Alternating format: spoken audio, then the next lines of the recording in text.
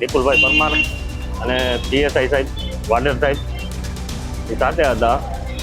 એ લોકો ત્રણેય અંદર જ્યારે ઘરમાં ચેકિંગ કરવા ગયેલ તે દરમિયાન હું ત્યાં બહાર ગાડી પાસે ઊભો હતો અને 3 અજાણ્યા શખ્સો આવી અને મારી ઉપર હુમલો કર્યો કે અમારા ગામમાં કેમ આવ્યા, અમારા ગામમાં ચેકિંગ નહીં કરવું. અને મને માથામાં એને પહેલાં ઝપાઝપી કરી, પછી માથામાં તીક્ષ્ણ હથિયાર વડે કંઈક મારી દીધું મને. એટલે બ્લડ બહુ વધારે મને નીકળવા માંડ્યું, એટલે હું બેભાન થઈ ગયો હતો. સ્ટાફ ગામમાં વીજ ચેકિંગ કરતો હતો અને ડ્રાઈવર સરફરાજભાઈ તેમની બોલેરો પાસે ઊભા હતા. તે દરમિયાન અજાણ્યા 3 શખ્સો બાઇક ઉપર આવી અને તેમને ગાળો બોલવા લાગેલ, મારામારી કરેલ અને તીક્ષ્ણ હથિયાર વડે તેમના માથાના ભાગે ઈજા કરેલ.